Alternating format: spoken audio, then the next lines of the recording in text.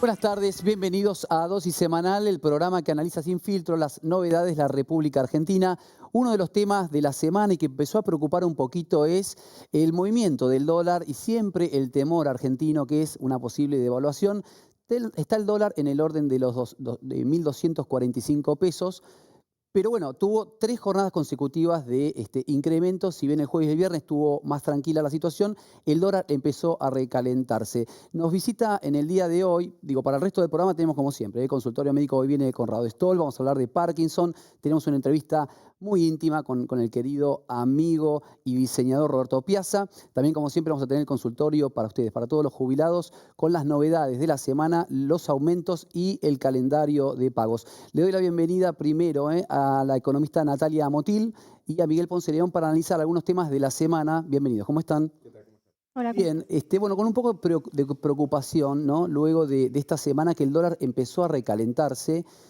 También con un dólar que si nos paramos en las entrevistas que el presidente había dado hace un mes atrás, lo mismo el ministro Caputo y también otros funcionarios y voceros del gobierno, estimaban un dólar más cercano a los 1.000 pesos por la condición macroeconómica de la Argentina, que un dólar de 1.250 pesos, que más o menos también es la proyección del dólar para fin de año, según el gobierno, ¿no? Lo primero es preguntar, ¿qué está pasando con el dólar?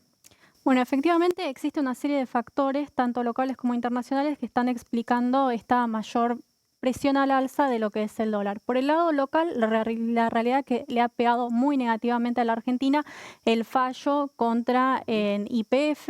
Estamos hablando de una deuda de alrededor de, sumado a los intereses de septiembre de 2023, de 17.000 millones de dólares. ¿Eso qué quiere decir? Responde al 43% del presupuesto nacional. Ante una situación así, claramente que el mercado va a reaccionar negativamente porque ¿qué es lo que estima? Bueno, que la Argentina va a tener dificultades para equilibrar lo que son las cuentas fiscales, ya en un contexto internacional adverso para los países emergentes, en los cuales por tensiones geopolíticas están saliendo más capitales que en periodos anteriores hacia puertos más seguros, que bueno, que la Argentina no va a poder sostener la pata fiscal y bueno, y ante esa situación claramente que se cubren con una mayor, digamos, demanda de dólares. Y por otra parte también es cierto que hay ciertas expectativas devaluatorias. Lo cierto es que los últimos datos del comercio exterior estaban dando mal para la Argentina, estamos importando más de lo que exportamos. Entonces, bueno, ¿qué es lo que está viendo el mercado? Bueno, esto va a tardar hasta las elecciones, lo van a mantener planchado y efectivamente post elecciones puede haber una Esa es devaluación. como siempre la especulación, ¿no? Después de las elecciones se devalúe y demás. Entiendo que hay un orden macroeconómico mejor que en otros momentos. También las proyecciones de Caputo, que presentó un informe en la semana pasada, él habló que va a haber un superávit cercano a los 4.000 millones de dólares, esa balanza comercial que recién comentabas vos. No obstante, el dólar empezó a acelerarse y a diferencia por ahí de otra época donde el dólar oficial estaba controlado y fijo, hoy con el nivel de importaciones que hay, ese dólar, ese aumento del dólar impacta directamente en los precios de lo que se importa, que muchos de esos productos que se importan son también para productos que se terminan produciendo en la Argentina. El impacto en la inflación, que ya muchos hablan que va a estar más cerca de 2 que de 1 en lo que fue en el mes de junio, no sé si coincidís. ¿Esto puede acelerar también el programa en términos inflacionarios? A ver, vamos por partes. Yo estimo que la inflación va a estar cercana al 1,6%. De hecho, estamos viendo una desaceleración de la inflación. El gobierno está estimando una inflación anual para 2025 del 22,7%. Mira, acá las tengo, discúlpame. Justo, mira, acá estamos con las proyecciones del gobierno para fin de año. Hablamos de un dólar de 1.229, que esto es, un dato, porque quedan 6 meses del año y ya estamos en este dólar. Claramente, va a haber una inflación en el año acumulada, va a ser en el orden, según el gobierno, de cercano al 23%, con un crecimiento que sigue siendo enorme al crecimiento global. Hoy Estados Unidos está planificando un crecimiento para tener referencias en el orden del 1,5% anual. Bueno, el crecimiento del 5,5% es un crecimiento muy importante, pero este dato preocupa porque ya sabemos que en la Argentina esto es equivalente a aumento de precios, ¿no? Cuando el dólar se mueve. Sí, a ver, y hay que tener en cuenta, a ver, una cosa. ¿Por qué el dólar sube? Bueno, responde a justamente lo que es el mercado, digamos, del peso, que es como cualquier otro mercado de bien. A ver, por un lado tenés la oferta y lo que es la demanda. El gobierno, lo cierto es que está manteniendo una oferta fija, no está emitiendo, no está girando plata al tesoro para financiar el déficit. De hecho, está absorbiendo constantemente pesos con tasas de interés relativamente, digamos, positiva. Pero bueno, también está lo que es la demanda de peso. Y acá es fundamental porque cuestiones como electorales, puede llegar a tener el gobierno problemas de no llegar con las mayorías que necesita para el Congreso para avanzar digamos, el resto de las reformas estructurales, o lo que pasa con YPF o alguna cuestión externa. Eso lo que genera es una caída de la demanda del peso, como sucedió en los primeros meses del año, y eso hace caer el valor del peso. Automáticamente, ¿qué es lo que hace cuando cae el valor del peso del mercado? Bueno, se refugia a la moneda, digamos, más segura, que es el dólar. Como lo estás viendo vos, Miguel, también creo que fue mes de aguinaldo y lo que tiene que ver con depósitos bancarios en dólares aumentó 400 millones y algunos dicen que tiene que ver con algún refugio por ahí de ese aguinaldo que un sector de los trabajadores cobraron, que fueron hacia el dólar también. Sí, muchos plantean que una parte de la explicación puede tener que ver con el aguinaldo y el rol que tienen los pequeños ahorristas de buscar refugiarse en el dólar. Lo que después vamos a ver es si esta vez, como ocurre habitualmente, históricamente en Argentina, se va trasladando a precios. Claro. Porque a diferencia de otros momentos, cuando hay una devaluación típica, ¿qué es lo que ocurre? Todos directamente aumentan de acuerdo al dólar y mucho más, porque esperan que vas a seguir perdiendo. Se cubren de más por las dudas, ¿no? Siempre ocurre eso. Acá la diferencia es que lo que están buscando es este dólar que esté flotando entre las bandas entre 1.000 y 1.400, como vos sostenés. El gobierno busca que esté cerca de 1.000.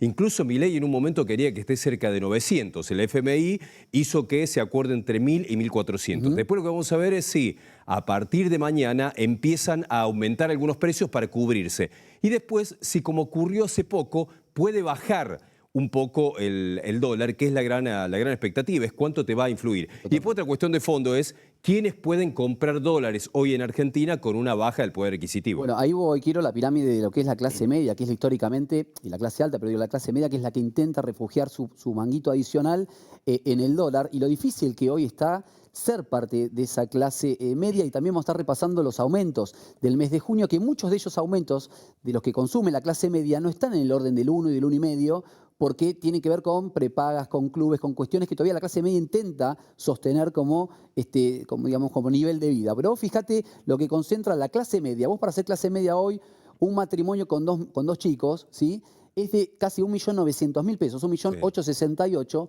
a casi 6 millones de pesos, ¿sí? Pero fíjate en lo que es la pirámide, porcentualmente qué chiquito que es el porcentaje que hoy pertenece a esa clase media, y que son números que realmente hay que ganar neto de bolsillo, ¿no? De casi 2 millones de pesos a 6 millones de pesos. Eso generó un fenómeno por el cual muchos se terminan sorprendiendo de si llegan o no llegan a la clase media. Porque históricamente hay un sector de la población que se considera de clase media por costumbres que tuvo siempre, que pueden tener que ver con ahorrar en dólares, irse de vacaciones, pagar educación universitaria. Claro. Ahora después, cuando hacen la cuenta y ven que necesitan en promedio 2 millones o más, empiezan a ver que se cayeron de la clase media. Bueno, este es un fenómeno que va ocurriendo con el aumento de los costos para poder ser de clase media. Ahora, también le pregunto a Natalia, porque los datos oficiales es que hay mucha gente que ha salido de la pobreza, ¿sí?, más de 1.700.000 personas, que es una excelente noticia, pero después uno ve que en un montón de sectores del consumo, el consumo está como desde mayo hacia acá, está bastante frenado. Hay un montón de índices que son muy positivos, venta de autos, escrituras, hay más de 3.000 pedidos y solicitudes de préstamos hipotecarios por día, ¿no?, como para poder escriturar una vivienda, que son datos muy positivos. Pero después hay muchos sectores del comercio y de la industria que están realmente muy complicados. Hay un sector, una empresa muy grande del agro, inclusive, que se concursó ahora porque no pudo cumplir, digamos, con pagos y con salarios y con aguinaldos, por ejemplo, ¿no?, por decir un sector importante de nuestra economía. Bueno, a ver, el gobierno del 2024 llevó adelante un plan de estabilización. ¿Eso tuvo un impacto negativo sobre actividad? Sí, tuvo un impacto negativo, pero era necesario porque estábamos al borde de lo que es una hiperinflación y eso los datos lo comprueban, digamos. ¿Y ¿Qué es lo que sucedió en el 2025? Bueno, ahora se están reacomodando la situación macroeconómica, pero obviamente que nosotros no lo vamos a sentir inmediatamente en nuestros bolsillos. ¿Por qué? Porque para que nosotros sintamos una mejora en nuestro poder adquisitivo, para que repunte realmente lo que es el consumo, es necesario dos factores que se den simultáneamente. Por un lado, es necesario que siga bajando lo que es la inflación, que se desacelere, pero por el otro lado necesitamos que se generen puestos de trabajo. Y para eso es necesario inversiones y entrada de capitales, porque sabemos que, bueno, si un país quiere crecer y converger a las tasas de desarrollo de los países más desarrollados, es necesario que atraiga los capitales excedentes del resto del mundo. Pero para eso es necesario previsibilidad, es decir, avanzar. Confianza, ¿no? Hoy la gente confía, venir a invertir para generar trabajo, o todavía no estamos en esa situación. Todavía uno hablando con los inversores y te dicen, bueno, la verdad es que con el mercado laboral actual argentino, y bueno, está difícil invertir hoy en nuestro país.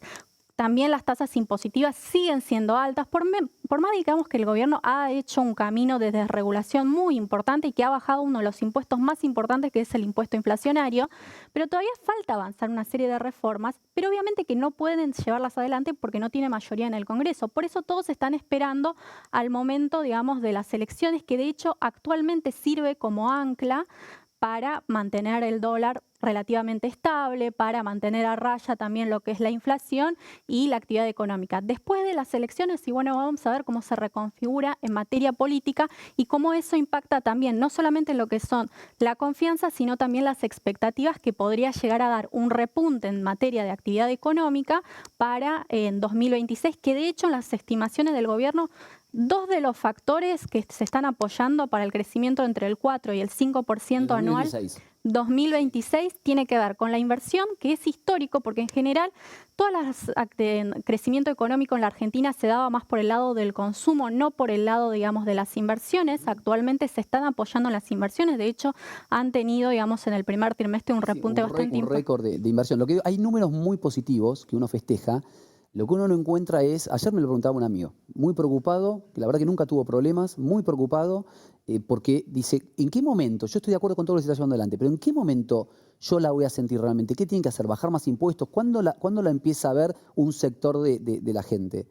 Bueno, justamente cuando con esta entrada de capitales se empiezan a generar puestos de trabajo y entonces sea el trabajo en relación al capital que empiece a encarecerse. Entonces ese es el panorama que necesitamos. Y además el impacto de la política monetaria, digamos, a los últimos beneficiarios, la realidad es el argentino, digamos, de pie. Entonces recién a partir del 2026 es que veríamos, mira, con el mismo salario o con un aumento de salario podemos acceder a una canasta de bienes y servicios mayor. Lo vamos a ver en esa mejora, digamos, del bienestar. Pero no es un dato menor que haya tanta gente que ha salido de los niveles de pobreza e indigencia, porque justamente eso es haber atacado el problema de la inflación, porque recordemos que la inflación no es más que una redistribución de ingresos de los estratos de ingresos más bajos hacia el Estado, hacia los que tienen el monopolio de la impresión de papelitos de colores. Con ustedes lo que son los aumentos, algunos de los aumentos de junio, y después también quiero hablar de una problemática, por el medio de todo esto estamos cruzando un invierno que empezó, estamos en la puerta del invierno y son días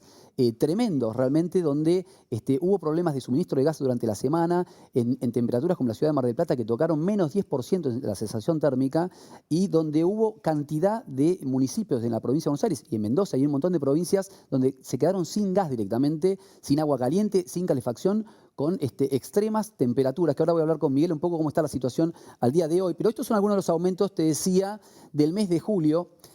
Tenemos en los servicios que todavía son precios controlados, si se quiere, por el gobierno, ¿sí? Agua el 1%, en lo que es el combustible el 3,5%, en el transporte el 3,5%, en lo que es internet y telefonía el 5%, y en lo que es la prepaga el 2,6%. Digo, acá solamente estamos contando 1, 2, 3, 4, 5 aumentos que son de lleno en la clase media. Vos fíjate que esto es, acá faltan colegios. Pero claro, ¿no? Pero vos fíjate estos números, si estos números los comparás con la inflación más baja lograda por el gobierno, 1,5%, ya estás perdiendo. Si estos números los comparás con los aumentos de salarios que autoriza la Secretaría de Trabajo del gobierno de Milei, que es del 1%, también estás perdiendo. Entonces, ahí tenés a los trabajadores perdiendo con lo que tiene que ver con los costos para moverse. Después es cierto que el gobierno viene teniendo mucha menos inflación que el gobierno de Alberto Fernández Sí, por y supuesto. que tiene una estabilidad en el dólar. Pero después tiene una deuda pendiente Que con no es todo lo menor demás. para plantear de dónde veníamos, ¿no? Veníamos una inflación arriba del 200%. Claro. No sabíamos a dólar que se podía haber disparado, y también una estabilidad en el dólar que hacía que no haya oferta de producto. La gente no te vendía. Entonces, las cosas vos decías, recuerdo el verano pasado, el verano anterior, que se acuerdan que hubo ola de mosquitos, y vas a todos los lugares, un repelente. No había. Y uno dice, bueno, si lo querés, y te pedían cualquier cosa. Digo, no Sí. había precios. No nos olvidemos, esto fue a la vuelta de la esquina, ¿no? Es importante la estabilidad y lo votaron al gobierno por la estabilidad, sobre todo. Ahora, después, en un momento le van a pedir otra cosa al gobierno. Entonces, los últimos números en lo que tiene que ver con la vida cotidiana de la gente, tenés un aumento del desempleo del 7,9%. Y además, si hubiera tantas inversiones, no se publicaría la lista de las 40, 50 empresas que llenaron de dólares a Argentina. Yo todavía no la vi, a esa lista de todas las empresas que se cansaron de poner dinero. Elon Musk se cansó de estar con Milei, abrazarlo con la motosierra, y no lo vi acá mostrar cuántas empresas de él instaló. Entonces, hay una parte que tiene que ver con la expectativa, la parte que se logró de estabilidad es muy importante, pero después en lo demás, después de un año y medio, tenés que empezar a demostrar. Hasta ahora, aún así, en esta situación, por el mal gobierno de Alberto Fernández, tiene muy buena imagen el gobierno de Milei. Pero va a haber una expectativa para que, como vos contás, el ciudadano de a pie, el de clase media, el que está más abajo del de clase media, vea que en el bolsillo empieza a sentir una mejora en los próximos meses. Bien, tengo que ir cerrando un poco este primer bloque, pero quisiera cerrar un poco a la gente hoy. Tenés un peso, ¿qué haces? ¿Seguís haciendo el famoso carry trade, que hoy realmente se está haciendo cada vez más popular porque todas las billeteras virtual, solamente teniendo el dinero ahí ya se está trabajando? O digo, ¿qué tiene que hacer aquel pequeño inversor con sus pesos? Bueno, a ver, en primer lugar, siempre si hay expectativas devaluatorias, vos tenés que los contratos futuros de dólares están en 1.300 pesos y bueno, no es mala opción protegerse, digamos, con una moneda, digamos, más dura, que hoy el dólar es reserva de valor. Por otra parte, también es cierto que tenés otras opciones que quizás no lo están viendo el común, digamos, del denominador, que siempre se van a lo más tradicional, como un plazo fijo, que hoy tiene rendimientos mensuales, pero la realidad es que podés tener un poco de acciones, comprar, que hoy estaban bastante bajas en la Argentina, algunos bonos también que se habían Son más desplomado. sofisticadas, ¿no? Para un gran sector de la Argentina son por ahí inversiones más sofisticadas que hoy, cada vez, insisto, son más fáciles porque hoy llamás a tu banco y te lo pueden operar, pero por ahí son un paso para el inversor más complicado entrar en ese terreno, ¿no? Sí, efectivamente, y bueno, y si no, lo que son los plazos fijos tradicionales que están teniendo rendimientos mensuales por encima de lo que es la inflación, entonces le están ganando a lo que es la inflación y es una opción que es lo más conocido por el argentino promedio. Perfecto. Para cerrar, quería, Miguel, un poquito la situación del frío, del gas. Por suerte mermó, sigue haciendo mucho frío, pero no son los fríos del lunes, martes, miércoles, la semana pasada, que fueron realmente estrepitosos en toda la Argentina. Hoy, ¿cuál sería la situación? Hay una mejora en lo que tiene que ver con la recuperación por la falta de gas, porque eso fue una situación de crisis. Ahora tenés un contexto en el que tiene que haber previsión para esto, porque si hay mucho consumo en temperaturas bajo cero, primero le sacan a las industrias, después le sacan a las estaciones de GNC y tienen que hacer una prevención rápido para que no le quiten a los domicilios. Bueno, hay mucha preocupación por eso, sobre todo porque tampoco tenés una garantía exacta de si no va a volver a ocurrir temperaturas bajo cero en los próximos días. Totalmente, y no nos olvidemos que hubo también 100.000 usuarios que se quedaron sin luz, porque Claro. hay mucha gente que se calefacciona, digamos, con electricidad, y eso también llevó a récord históricos en la semana de consumo de energía, y muchas viviendas se quedaron sin luz, así que digo, generó un caos importante también ese punto en la semana. Muchísimas gracias, por Gracias. haber venido. Gracias a los dos.